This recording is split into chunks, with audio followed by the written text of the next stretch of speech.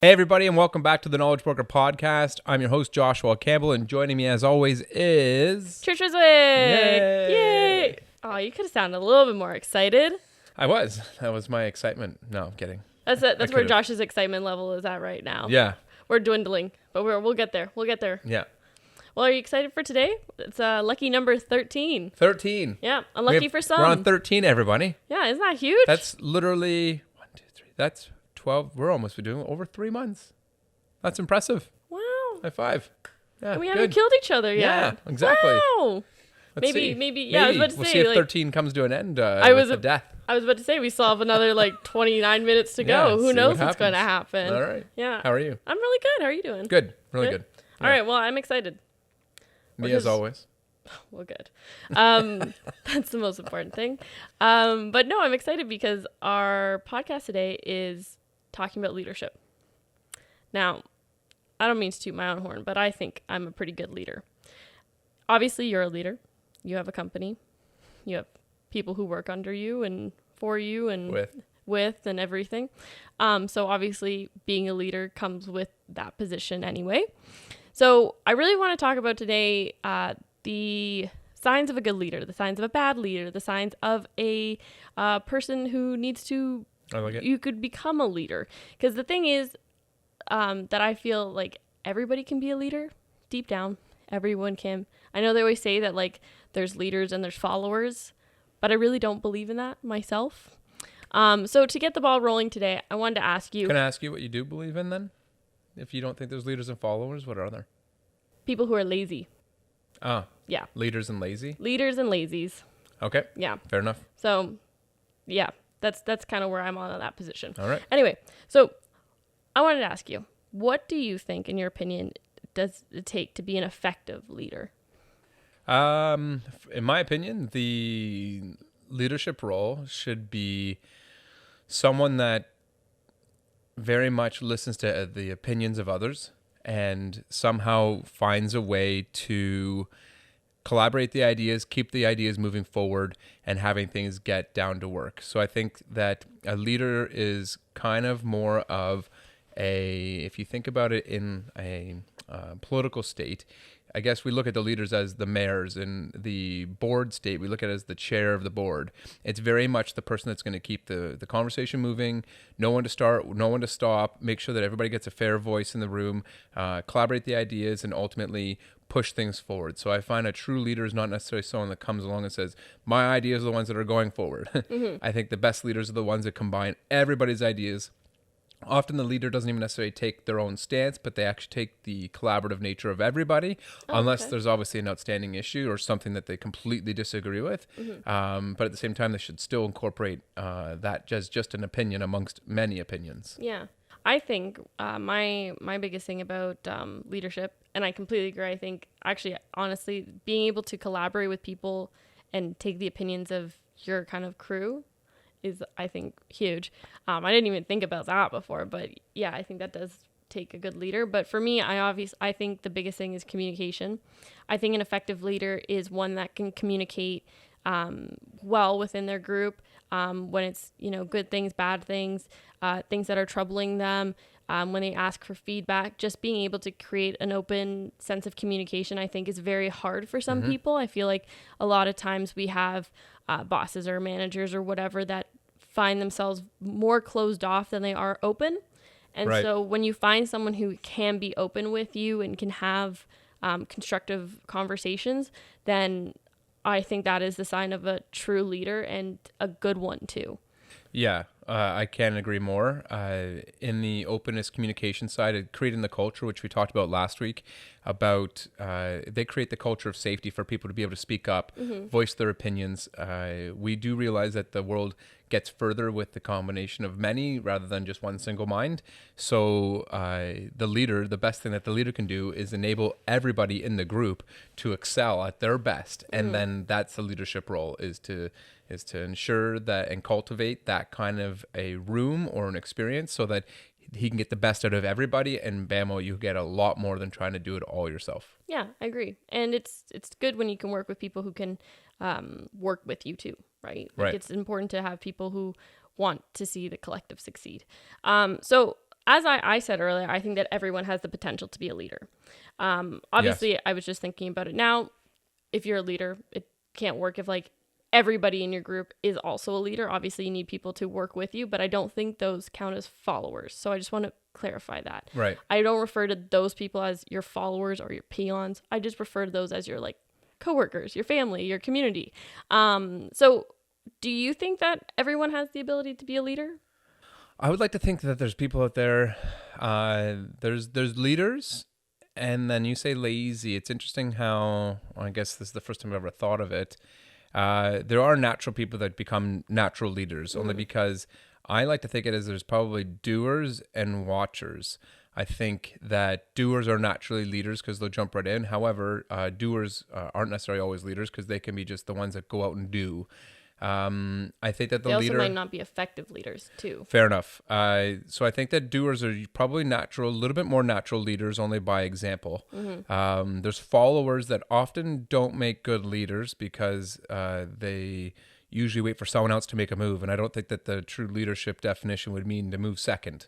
I think that the true leadership would probably to move first, and then ultimately, as we talked about, was collaborate.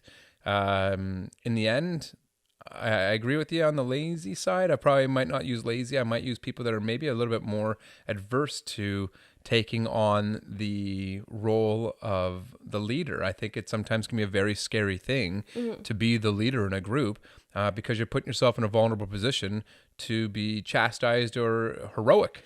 So are you saying you're putting yourself outside your comfort zone? Always. I think leaders are always living outside the comfort zone. I think that that is the genuine part of the position, is to be willing to take the low blows from people and then have the opportunity to be a champion. Yeah, because when I always think of like leadership, and especially like the people that you see in like movies or whatever, like think of like the leaders of the Mean Girls kind of thing, right? It's like those aren't people that are good leaders. They're not effective leaders. They're not, kind leaders or anything like that. They're just people who asserted their dominance, I guess, into that position. But to be an effective leader and to be a good leader, I think you need to have, like I said, to be able to go outside your comfort zone, to have the courage to put yourself in a vulnerable state and be humble about it as well. Being a leader is not something to boast about and be like, I'm the leader of a company, I'm the CEO, like not like big fireworks going off every time you enter a room. Yeah. I always look at like movies, for example, like directors, they're not really that showboaty. Like they're not really, they don't prance around being like, I made the best movie in the world, or, like I don't think I've ever seen like any of the people who've been referred to as the directors of the best movies in the world ever do that. I almost feel like they could be called the collaborator. Yeah. Director sounds like you're directing people, and I guess that kind of comes in a leadership role, but that almost seems a bit derogatory. If they're the collaborator. Or like the delegator. Sure. Yeah. I mean, I think that the leadership role, people do think it does come with this attitude is that they're better. It's not necessarily the case. No. A lot of really good leaders will recognize that the people in the room are often even better than they are at the same positions. It's just the fact that they're taking the vulnerable state and allowing others to excel in their best and highest unique ability. Yeah, and on the topic of being able to recognize the I guess the collaborative spirit of it, and that the people in the room too are part of it as well. One thing that I recently kind of thought about was that, say you have a CEO of a company. The CEO, depending on if it's a small company, if it's a large company, is probably not always going to be your first point of contact. If you throw, so for example, say you're throwing a party or a meeting, and the person organizing that meeting is not the CEO. Right. Something that I've realized, and I was talking to a couple friends about it too, and it's become a real pet peeve of mine, is when people who are maybe your equals, your coworkers, that's the way I like to look at it more. Right. When they ask, say, your CEO or your boss about a problem that is so direct to your meeting or your party that you're throwing, before they ask you, because they don't see you as a leader. They see you as one of them. They don't see you as the leader of the group.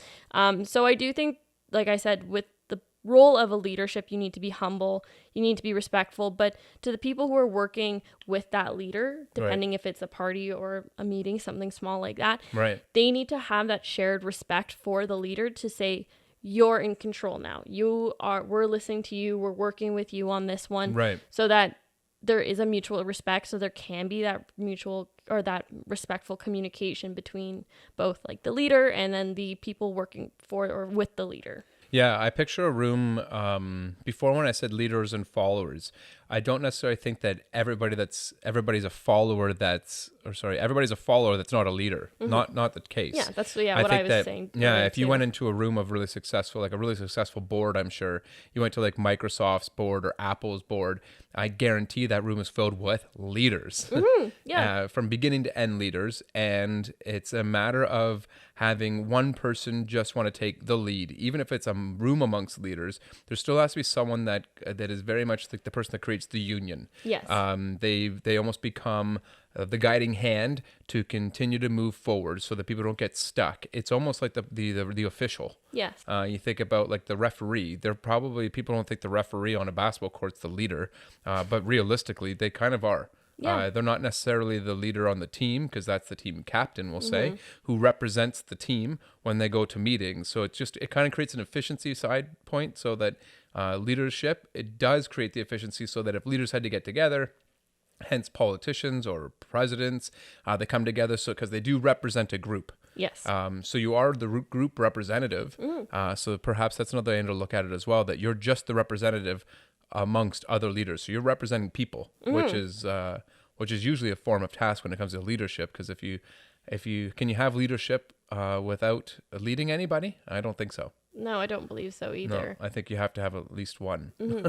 But before we get into the traits of a leader, and I mean, we've already put forth so many really great ideas and stuff. When I was at high school, there was actually a course called leadership. And a lot of people looked at it as a burn course because they thought it was super easy. It was a lot of times just like organizing like small events throughout the school and doing some like good stuff throughout the school. Right. I never actually got to be in the class. I always somehow was always kicked out of I not kicked out, but like I didn't get in. Okay. And it was one of those things that I always wish I could have taken because I think I would have seen it for what it was, for the benefit of it, for the, I guess the experience of it. Would have been a cool class. It would have been, I wish in this very instance, I wish I could talk about it, but it's one of those things. I talked to the teacher of it, who was one of my favorite teachers at my high school. And he's like, you don't need it. And I was like, why? And he was like, because he's like, the reason why I never let you into the class is because, you know, he coached one of our soccer teams one year, and he was like, you were never the team captain. You were never the best player on the team. You were probably never going to be, you know, the all-star and you were never going to be the one that people were intimidated by. Right. But you were also the one who would grab the balls and take them to the field. You were the one who would help lead the stretches. You were the one who was always motivating and pushing people to work harder or be better or get into the team spirit of it. And he was like, you have the qualities of leadership just because of who you are. And he's like, but you don't let the fact that you'll never have a title put you back. Right. And I thought that was really interesting because, you know, you don't need to have the title of the leader or the best. So he didn't think that you would value from the class? Yeah, he thought I was just good. Oh, it's pretty unique to find somebody to take that ownership. A lot of people wouldn't ever consider that. He probably thought you'd be bored with the class. Yeah. He probably thought you wouldn't come up with any more, so he wouldn't let you take another class. Yeah. That's good. And it was like, teacher. Yeah, I know. He was the best. He was absolutely the best. But anyway, yeah. So I think just from my point of view, like, I've been able to see what it takes to be a good leader. So therefore, I feel qualified enough to judge those who aren't a good leader. All right. So let's get into the bad qualities of a leader. Okay. Is there any off the top of your head that you can think? If you saw this in an individual, you'd be like, we need to work on this. It's the quick and easy ones. The ones that don't, the leaders that don't listen, the leaders that don't care, the leaders that only hear their own voice, the leaders that only voice their own opinions, the leaders that always think that they're right, the leaders that think that they are elected to look down on others, to be in a position of greater power, the ones that get the ego in play. All of these ones do not make good leaders. No. They're the ones that no one wants to work hard for. People don't want to be around. They're never bringing their highest ability out of people.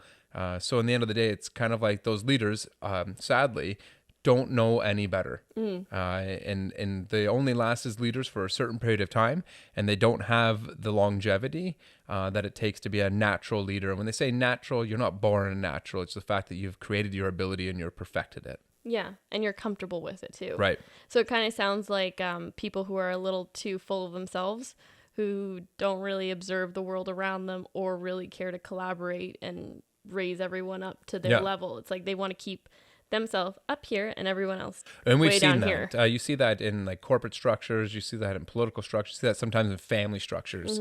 So I loved your answers. I mean, I feel like we all know someone or worked for someone who's like that. A couple more that I kind of thought was, you think you know everything, which you don't. Yeah. You're cheap. Your relationships with your coworkers suck, which is something like you said. And my favorite is that you preach the fact that you think you know what customers want. Have you ever come across the kind of person who's like, oh, our customers obviously, like, we're the best, they want the best, blah, blah, blah. This is how you sell to them.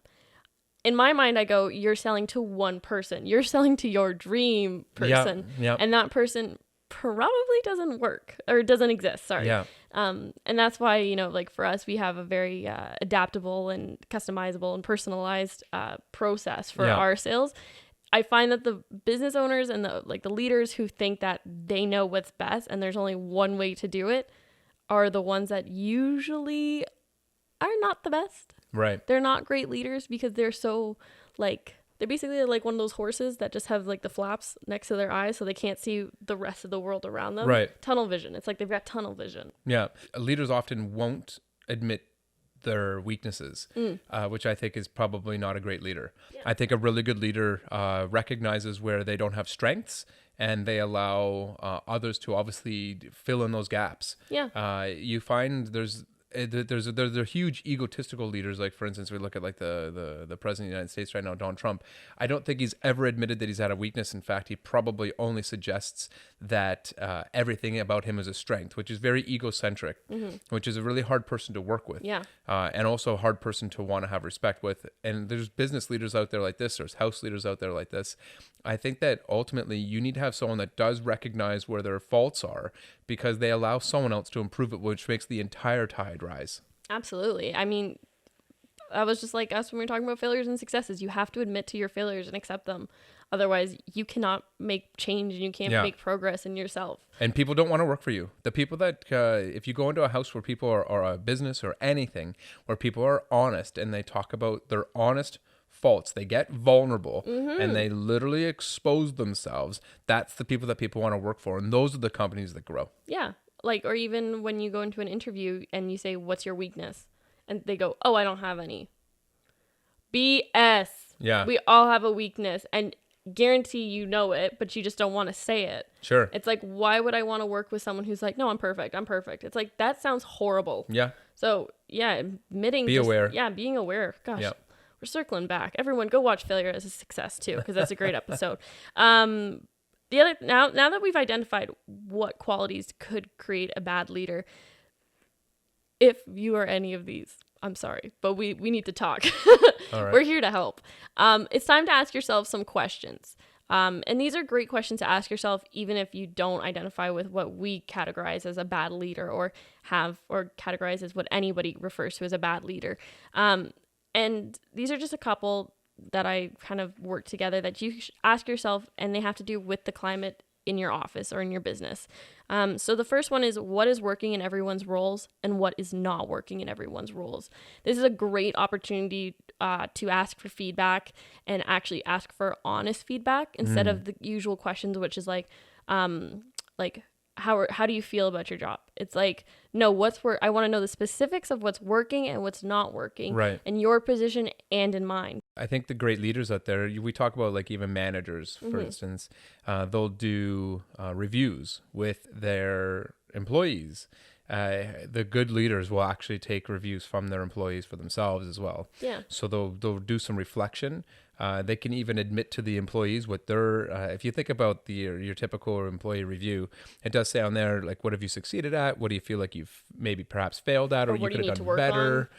What are your strengths? What are your weaknesses? What do you need to succeed? You think about that, and if a CEO or a manager was able to say the exact same thing, all of them should be filled in. No different. We're still humans. You don't Yeah. sit there and say, "Oh, I'm the leader of the pack. I don't show anything. I don't show. Everybody knows I'm strong at everything. I don't have any weaknesses, nor do I need anything to succeed. Besides, typical bad manager would be like, for all of you to do better. That's how I'll do better." Oh my God, that'd be awful if someone said that. Sure. The next one I have is, what is morale like? So if you notice that your people aren't happy, they're not smiling, they're not coming to work with a little skip in their step, a lot of that does often have to do with leadership and the people in charge and how it's working and how it's not working. So just asking the question, what's morale like? What are we looking at here? It's a good way to identify potential problems and, again, figure out a solution. It's called the culture that they create. I think leaderships create culture. Yeah. And when you see that a company's not doing great, they often do swap out leadership. It's not because they want to take off the top who makes the decision, so to speak. They know that the leadership creates culture. And if the culture is not very good and it's poisoned, ultimately they look to the top figure because they're the ones that usually set it. Exactly. Absolutely. Then the other one that I have, the last one is, are we working as a team or are we working as individuals? So in some companies, you do need to do a lot of work by yourself or on your own. That's fine. That's your independence and that's different projects you have. But as a collective, are we working on a shared goal? Are we working together, or are we pitted against each other is what I kind of want to get at here. I know for myself, I've worked in a company that was very much all for pitting us against each other. Kind of like a competition. We were always every single day was a competition. I even had managers who'd come out and saying like, oh, Becky is doing really good this month or whatever, or Becky's done this, and oh, Jonathan is doing that. And I'd be sitting there and it's like, that does not at all lift your, like, build morale. And that actually, I guess, ties into that last question I had was, what's morale like? If you're pitted against each other, that it's not working for you as a collective. No, I feel like, and some people think that creates competition, creates success. We've talked about this. There's a gentleman that I go and I talk to, and he's a counselor per se, but he also does like coaching. And he talked about this thing called the elbow comment. And if you could picture like a baseball player in a batting cage, and he's swinging and he's hitting the balls really, really well. He might be making a few errors. Every baseball player, every person doing something always has something you can tweak and fix. And a lot of the coaches were saying, like, go in there and tell him to lift up his elbow. And the coach actually didn't listen to any of his coaches. He went in there and said, hey, man, you're doing a wicked job. Keep it up. I love how you're hitting the ball so well. You're hitting home runs. You're going to be amazing. Walked out the door. Didn't pick on the elbow. Call it the elbow comment, and the kid will be a champion. Because then before you know it, if you did make a comment about him raising his elbow up, all they're going to think about is their elbow. So if you go out there and you just talk specifically about what the problem is, you never actually create heroism. You never actually get them to be better than they can because you're pointing out their faults. Yeah. So I think a true leader will actually continually push you forward rather than set you back. Yeah, and if anything with that example too, like the guy could eventually, maybe just tweak it himself. Like he'd be like, oh, what happens if I do this? Hits it, and then the guy's like, job done. Sure. But if he had gone out there and criticized, then you're right. He's only thinking about that, and he's not allowing to do it himself. Yeah. Which is another thing. Yeah. And this ties into my last part. So I believe that there's 5 pillars to creating a really great culture in your workplace. And this, again, like we said, stems down from the leadership. Who's the leader who's creating this culture? So those 5 pillars, in my opinion, again, this is my opinion, feel free to disagree or agree, is motivation, positivity, communication, commitment, and independence. So all seem pretty good. They all seem pretty good. Yep. All right, good. Pat on the back. So with communication, just a couple examples, again, to maybe implement or notice if you guys are doing this or how you're doing it. Ask your coworkers questions. Now, these can be about their job. This could be, how was your weekend? Getting to the point where it's like you're building rapport with them. But most importantly, like I said, ask them about their job. Ask them about how they're liking it. How are they doing? Again, feedback, Right. ask for it. Yeah. Because when you do that, you're again allowing communication. I've had bosses. I remember when I worked at Sport Check. Sport Check was one of my first jobs. And I had a phenomenal boss who like literally would pick, it was always the most random times too. Like he'd be like up, like trying to get something off the top shelf, and he'd come over and be like, Trish, how's it going? And I'd be like, I'm good, Alex, thank you. And he's like, no. Like, how you liking the job? How's everything? Are you happy? Is there anything I can do? Right. Blah, blah, blah. And I'm like, oh, yeah, thank you, Alex. Like, that's like really nice. And it made me feel really good because even though I was new, but he would do that like every month. He would come ask me of how I was doing. Good leader. Exactly. And it's just, he's asking me questions. He was interested in how I thought. And I thought that was very effective. Positivity. Allow for good days and bad days.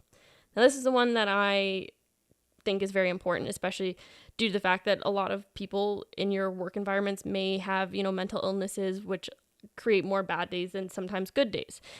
Creating an environment where you allow people to have good days and bad days, regardless of if they have a mental health or not, is really important. Allowing them to not always have to be like, hello, how are you? Like it creates a more comfortable environment too. Again, I've had someone who came up to me and said, why aren't you smiling? And it's like one of the most heartbreaking things had ever happened to me. Having a bad day. Yeah.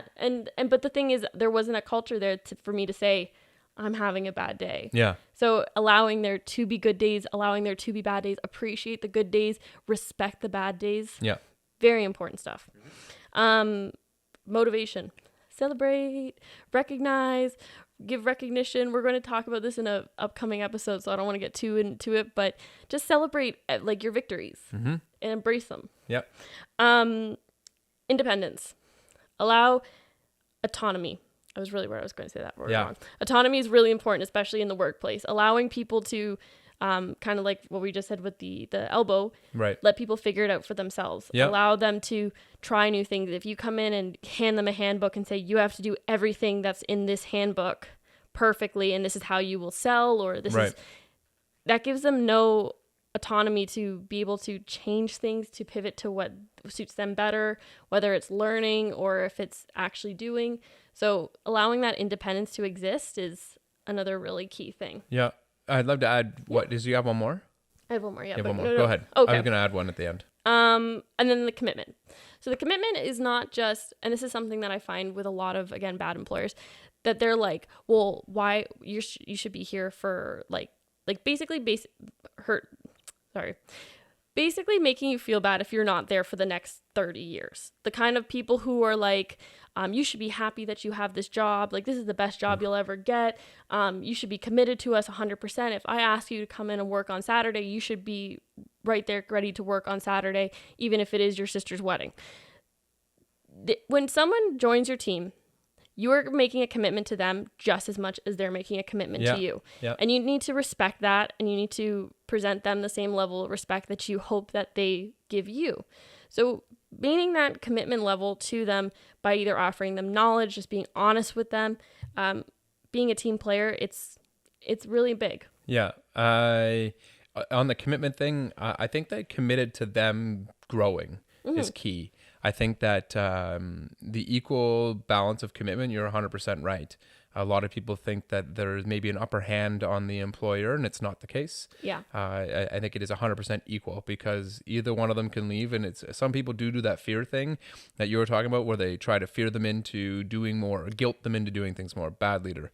I think that the other thing I could add to your, was it 5 points, I think, is genuine attention. So when you're giving attention to somebody, make sure it's genuine. You're not distracted. You actually want to listen. You actually do listen. You do care, to the point that the other person on the other side can give you the exact same compliment. And I think that if it goes a long way, because if say, for instance, this leadership role, people do mirror them. And if the person that's in the leadership role is attention and has genuine care, then it's going to go on the opposite side. So I would say, like, if there's an opportunity for anybody to improve themselves, I think that people need to really kind of stop what they're doing and listen and get to know their employees or anybody, friends, family, whatever it is, and just listen attentively. Yeah, actually, that's a really good point. It's kind of, in my head, I kind of think of it as let them like throwing them in the pool and kind of letting them splash around a little bit without getting involved right away. It's just Right. like, let them do them. Yep. And if they need help, let them ask for it. Yeah. Being able to observe without commenting on things it's really big. Yeah. And compliment them. Yes, compliment them. You're doing great, honey. You're doing great, sweetie. Keep them moving along. Keep floating. Sure. Yeah. But anyway, that is kind of it for the podcast today. On one thought before we finish up. Sorry. I am curious, as a leader, oddly enough, I'd be curious to talk about something like this in a future podcast. And it's about employees giving leadership motivation, giving leadership the feedback, giving leadership commitment, giving leadership all the tools that we were talking about leadership downward. I'd want to know what it is leadership upward, or from up to leadership. Yeah. Because I find that sometimes being a leader, a lot of the time it's a very lonely game. Yes. Because you're not necessarily have anybody pushing you along, because you're out there pushing them along. So I'd be curious if we could talk something about in the future about how to motivate and make leaders even better than what they already are, because often they're left to handle it on their own. Yeah, that's very true. It's how to motivate them and give them constructive feedback too. Yeah. Yeah, that is interesting. Is that all? Yeah, that is all. All so right. anyway, have a great week, guys. Yeah. As always, you can reach out to us on social medias at knowledgebrkr. And yeah, or send us emails. I'll also, side note, every week, and I've never mentioned this, every week we try to put out a blog that has to tie into this topic. They're on our on our website, and I'm going to put a link in the description below so you guys can actually check them out, because they do kind of go into a little bit more detail about specific stuff and do not include any of our tangents. Yeah. So if you want a quicker read, you can always check those out as well. So there's definitely some stuff from today that I'll be adding to, and we'll be putting more in-depth things in there. So you can always check that out as well. Awesome. Anyway, have a great week. Yeah. Take care. We'll Talk see you to next guys week. soon. Bye. Thank you very much for stopping by our channel. If you have any questions, or if you're looking to buy or sell, go to our website and contact us today. Knowledge is power and creates experts in understanding. If you want power, hit thumbs up on this video and subscribe to our channel so you can get weekly videos from me, your knowledge world.